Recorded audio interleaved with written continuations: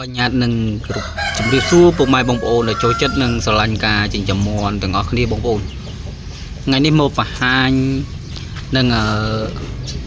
ប្រាប់ពិធីដើម្បីព្យាមាន់ព្យាបាលជំងឺមាន់ខ្លះដែលខ្ញុំធ្លាប់ជួបហើយការព្យាបាលគឺបានជាសះស្បើយ 100% បងប្អូនដោយប្រើប្រាស់ថ្នាំត្រឹមត្រូវអញ្ចឹងណាបងប្អូនថ្នាំចាក់ក្បានថ្នាំម្សៅក៏បានលាយទឹកផឹកក៏បានដែរអញ្ចឹងបងប្អូនអ្នកថ្មីអ្នកចាស់អីបានទស្សនាវីដេអូនេះកុំភ្លេចជួយ like និង subscribe ឲ្យ channel ខ្ញុំអ្នកមួយផងដើម្បីទូបានវីដេអូថ្មីពី channel ខ្ញុំអញ្ចឹងណាបងប្អូនហើយថ្ងៃនេះក៏អត់មានដាក់លក់អីដែរតែក៏ចង់បង្ហាញពីអាការៈមួយនេះតិច ឥឡូវនេះបន្ទាប់ពីវាឈឺ 3-4 ថ្ងៃបងប្អូនឥឡូវអាការៈវារៀងល្អរៀងមានកម្លាំងតិចហើយស៊ីគេណែនវិញហើយអានេះស្អាតបងប្អូនប្រភេទ super ស្អាតទៀត steel គីឡូ30ជាងអញ្ចឹងបងប្អូនចង់ព្យាបាលអីអាច comment សួរខ្ញុំខាងក្រោមបានខ្ញុំកន្លែងណាខ្ញុំចេះខ្ញុំប្រាប់កន្លែងណាអត់ចេះឲ្យបងប្អូនសួរទៀតអញ្ចឹងបងប្អូនឲ្យជួយចែករំលែកទាំងអស់គ្នាអញ្ចឹងអាការៈបាសមាន់នេះគឺវាមានលក្ខណៈមាត់វាហប់តែអត់មានហៀទឹកភ្នែកអត់មានហៀទឹកសបោយទេតែមាត់របស់វាហប់ដងហើមហប់រហូតអត់មានបិទមាត់ចិត្តអញ្ចឹងណាបងប្អូនហើយមាន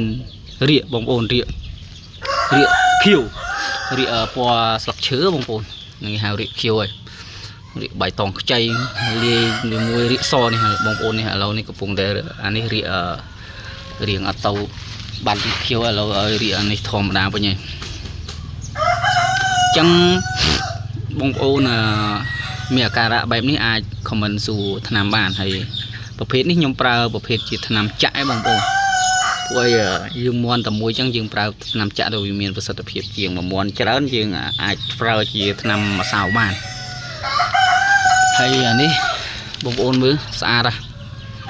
ហើយបងប្អូនមាន់ស្អាតចេះបើងាប់បាត់ទៅស្ដាយនេះប្រភេទជុំផនសកា3ជួរស្អាតអញ្ចឹងបងប្អូនចង់ព្យាបាលឲ្យជាមានអាការៈមាន់ដូចមាន់ខ្ញុំអីអាច comment បានហើយឬក៏ទៅបងប្អូនចេះផ្សំថ្នាំក៏បានដែរបងប្អូន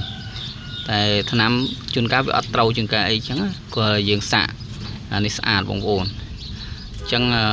ឥឡូវនេះវាជាប្រហែលជា 70% មានកម្លាំងមានអីមានកំហែងអីវិញហើយមុខរៀងខំវិញមុនមុខស្លេកហើយដេកតាន់ដីទុនដូចរៀងទុនអត់កម្លាំងឥឡូវបានចឹកស៊ីចំណីគេអីអាចអីធម្មតាវិញហើយឬមួកវាលែងខៀវហើយវាមានពណ៌ធម្មតាដូចមាន់យើងធម្មតាវិញហើយអញ្ចឹងបងប្អូនអាចនេះជាការចែករំលែកខ្លះបងប្អូនចំពោះការប្រើប្រាស់ថ្នាំរបស់ខ្ញុំហើយបងប្អូនមានចំណេះដឹងផ្សេងទៀតជួយប្រាប់ comment ប្រាប់បងប្អូនយើងក្នុងវីដេអូហ្នឹងផងនេះស្អាតបងប្អូនអញ្ចឹងវីដេអូនេះអត់មានអីច្រើនទេហើយក៏អត់មានមាន់ដាក់លក់ដែរបងប្អូនអស់ហើយដោយសារយើងកាត់អត់ទាន់ថាដាក់លក់អានេះតែដោយសារវាឈឺអញ្ចឹងយើងលក់អត់កើតទេបងប្អូនចាំមើលជាសះស្បើយស្អាតអានេះយកទៅធ្វើបាយកទៅអីមកសេមតែម្ដងតែឥឡូវនេះរៀងអត់សូវមានកម្លាំងបងប្អូនអញ្ចឹង